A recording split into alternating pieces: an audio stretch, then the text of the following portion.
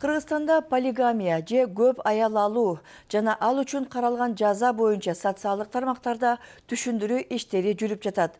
Өнөктүктүн негизги максаты элдерге полигамия үчүн кандай мыйзамдык жоопкерчиликтер бар экендигин жеткирүү. Бишкектен бул тууралуу Эленора Сагындык кызы баяндайт. Бул келин 27 жашта.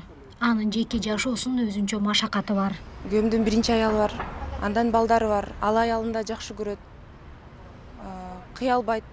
Мени да жакшы көрөт, мен менен да жашайт, аны менен да жашайт. Бул жашоо болгондуктан бардык нерсе болот экен, бардык нерсени күтсө болот экен. Ушул нерсеге багынып жашап келатам. Кыргызстанда көп аял алуу боюнча так эсеп жүргүзүү мүмкүн эмес. Бирок ал барган сайын жайылып бара жаткан көрүнүш болууда.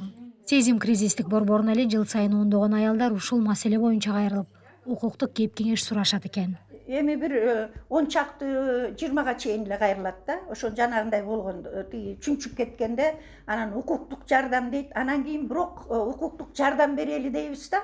Мен болду, жетишет, мен ачык чыгам дейт дагы. Бирөө да ошентип ачык чыккан жок да. Эми үчүн дегенде бул жерде жанагындай моральный биринчи байбичеси келет да. Ушунча эметсе мен тыштап кетти, эметти, анан кийин анда санда келип турам деди деп. Анан сотко бергенден уялат. Укук коргоочулар кош нике аялдардын эле эмес, балдардын да укуктарын бузуп, аларды моралдык, психологиялык жактан басмырлайт дешет. Үй бүлө кодекси бир гана расмий никеге уруксат берет. Демек экинчи жана андан кийинкилери расмий катталбайт. Кылмыш жоопкерчилигине тартуу жабырлануучунун арызы менен гана каралат. Арыз жок болсо кылмыш иши да козголбойт. Мамлекет муну кылмыш деп тапканы бул дагы бир алдыга жылуу, бул кылмыштын алдын алуу, профилактика. Экинчиден ошо кылмыштарды иликтөө маселеси да. Бул жерде дагы бир маанилүү маселе бар.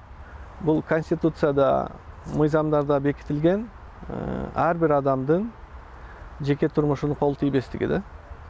Жеке турмуш болот ба? Бул жерде жеке турмуш качан? Анан жана кылмыш кайсы жерде да.